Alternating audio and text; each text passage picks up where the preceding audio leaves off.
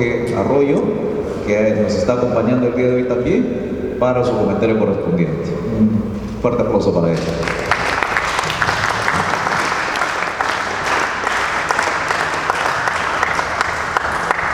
Muy buenas noches a todos y cada uno de los presentes.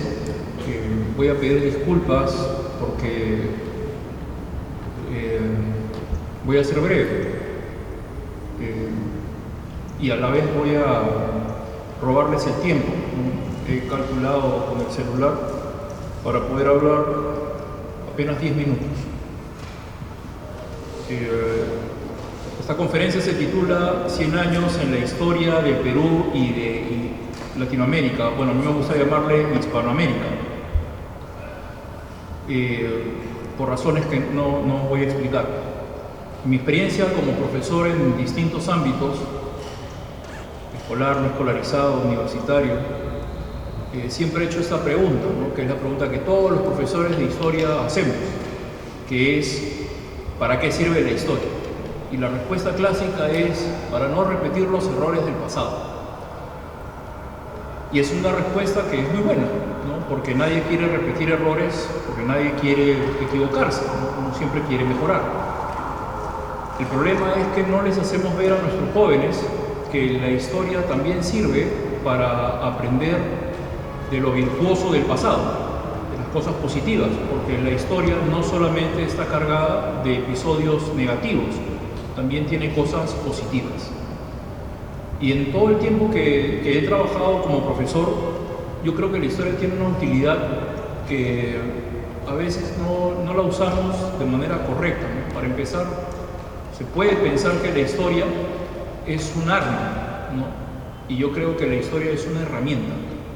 Es una herramienta de construcción de argumentos, ¿no? Y voy a poner un ejemplo.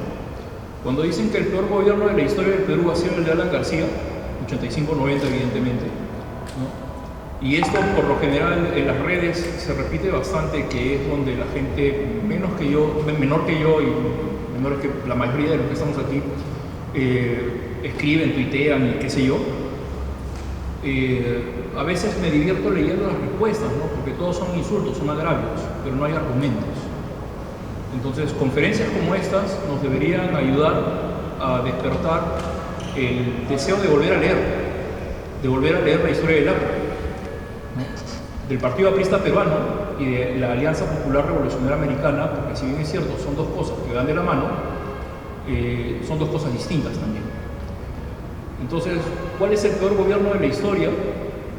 ¿Puede haber algo peor que entregar un pedazo de territorio a otro país?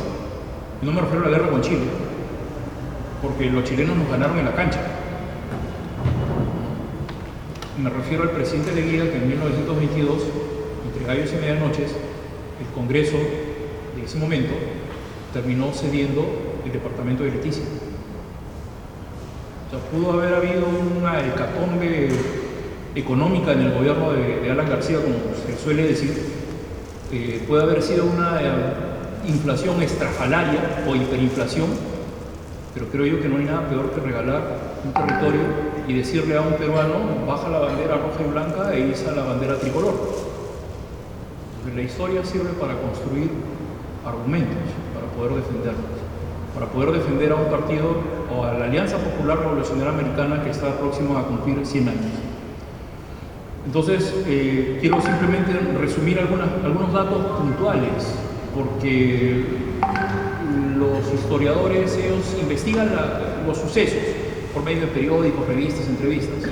Los profesores de historia lo que hacemos es divulgar lo que ellos hacen. Entonces, si bien es cierto, la conducción del Partido Aprista, ¿no?, desde 1900, o de la Alianza Popular Revolucionaria Americana, que luego deviene en Partido Aprista a partir de 1930, estuvo bajo la conducción de Víctor Raúl Ayala de la Torre durante 55 años. Hay un personaje que no era el número 2 del partido, sino es el líder que tomó la posta, ¿no? Y ese señor fue Alan García Pérez, que durante 37 años condujo al partido. Entonces, si sumamos los 55 y 37, nos faltan 7 años que quedan en el limbo.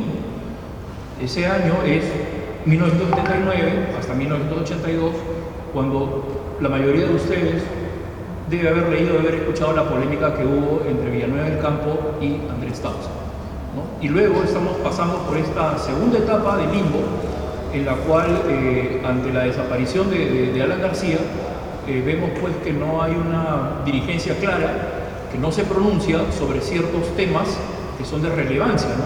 Como lo que he escuchado hasta el cansancio, ¿no? Lo del puerto de Chancay, ¿no? Por dar un ejemplo, nada más, ¿no? Ahora, con respecto al haya político en el Perú, porque hay un haya de realidades, como le llamó el historiador Hugo Ballenas, en estos 55 años, 3 veces fue candidato Víctor Raúl Haya de la Torre a la presidencia de la República del Perú.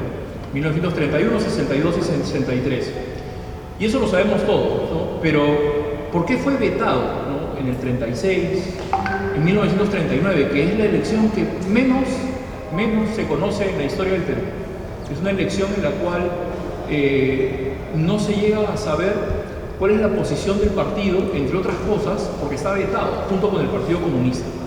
A los comunistas que tanto les gusta hablar de que el APRA se vendió en 1956 y todo ese discurso que ustedes lo conocen mucho mejor que yo, bueno, deberíamos pues ver los diarios de la época y reconocer que el Partido Comunista del Perú hizo una alianza para poder subirse al coche de la oligarquía con con Prado y Ugarteche, ¿no? Manuel Prado y Ugarteche, ¿no? ¿Qué más representante de la oligarquía en esos momentos que un Prado, ¿no? Luego en 1950 hubieron elecciones, pero jamás decimos que Haya no pudo ser candidato en esas elecciones. Siempre decimos, no, es que él estaba en la Embajada de Colombia y estaba encerrado los 5 años, sí, pero él fue parte de un proceso electoral al que no se le dejó participar. Luego en el 56, ¿no? La famosa, el inicio de la primera convivencia. Con esto conversaba con mi buen amigo Renzo Ibáñez hace muy poco y llegamos a una conclusión que lo hemos conversado muchas veces, ¿no? Que es que en el Perú no entendemos lo que es concertar. No somos un país de concertaciones. Quizás ese ha sido el último momento que en la historia del Perú se ha concertado. Porque puede sonar legalidad a cambio de votos, ¿no? A que estás transando, pero la política es transar, pues. Pero en ese momento hubo una concertación en bien de la democracia. Y las mayores leyes que se han dado en favor de los obreros se dieron en ese gobierno de la convivencia del oligarca Manuel Prado. Luego, en los años de 1980, 1990, 1995 y 2000, dicen en el argot futbolístico que nadie se acuerda de quién quedó subcampeón, ¿no? Bueno, en 1980 Armando Villanueva quedó subcampeón, pero más allá de esa elección tan polémica que dolió tanto porque no estaba Haya de la Torre, yo creo que deberíamos tener en cuenta a algunos personajes que todavía están vivos, como es Luis Alva Castro, que en 1990 sacó 21% de los votos. Sí, simplemente la elección del 2021, ¿no? La de Bicentenario, Castillo no llegó ni a 20. O sea, Lucho Alva Castro sacó más.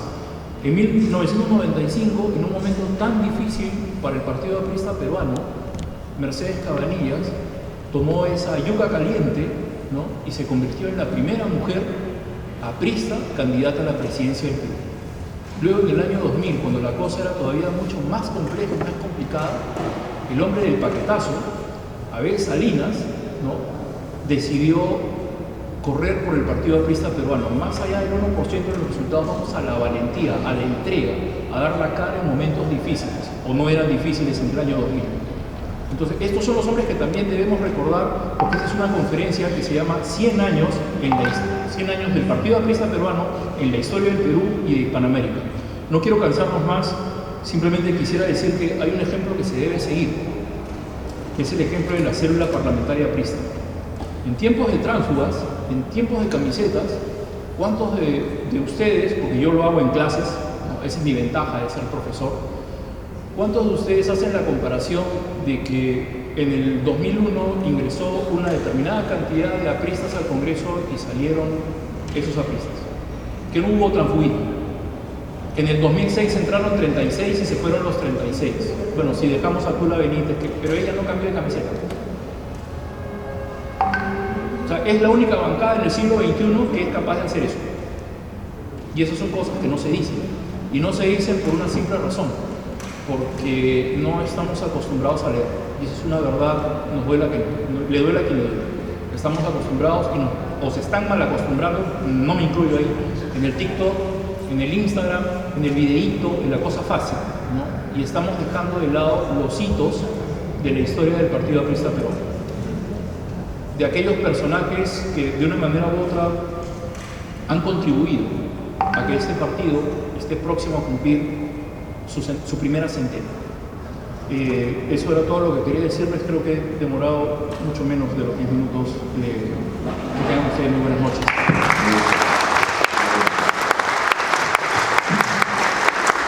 Excelente, de verdad, tomar nota. Sí, claro. Quisiera decir algo que acá lo acabo de en mis notas, es algo que quería mencionar sobre el aprismo en Hispanoamérica, ¿no? La Alianza del Pacífico. La Alianza del Pacífico, este esfuerzo, porque mucha gente no entiende, ¿no? ¿Qué cosa es eso? Bueno, si leyésemos un poquito más, podríamos entender que un mexicano puede estudiar en cualquier universidad en Colombia, Perú o Chile, becado. Y eso es un esfuerzo del APRA continental, ¿no? Un esfuerzo que se inicia con Alan García, ¿no? Y esa es la visión de Aya de la Torre, ¿no? De Indoamérica, de esta lucha, ¿no? de la unidad continental, ¿no? Recomiendo la defensa continental, este libro de Aya publicado durante la Segunda Guerra Mundial, pero ese es parte del legado que como buen aprista se debería defender. Y quisiera cerrar diciendo lo siguiente, ¿no? Siempre he escuchado desde muy niño, ¿no? De que uno no debe sentir vergüenza de lo que es, ¿no? Está esa famosa frase, ¿no? Aprista, no tengas vergüenza de tu partido, ¿no? Ten orgullo de tu partido, ¿no? La estaba parafraseando. Pero el punto es ese, ¿no? De que para poder sentirse orgulloso de quién eres, tienes que saber quién eres. Y la única forma de saber quién eres es por medio de nutrirse. Y la única manera que un ser humano tiene de nutrirse no es por medio de un video, es por medio de la lectura de un buen libro, ¿no? Entonces, Pablo Macera dijo lo siguiente acerca del APRA, ¿no? En 1971. Estoy aprovechando mis 2 minutos que me quedaban. Que es la razón por la cual acepté la invitación del señor Torres, ¿no? Uno puede estar en acuerdo o en desacuerdo con las tesis apristas. Estoy parafraseando a Macera, pero uno no puede ser indiferente al partido aprista y a su historia. Buenas noches, muchas gracias. Muchísimas gracias. Ha logrado expandir nuestra visión de lo que debe ser la historia aprista. No cantemos solamente o no escribamos solamente sobre las victorias, ¿no? También tenemos mucho que aprender de los fracasos y de quienes condujeron al partido en esos momentos difíciles que jamás hay que olvidar. Vamos a dar el uso de la palabra ahora a un joven.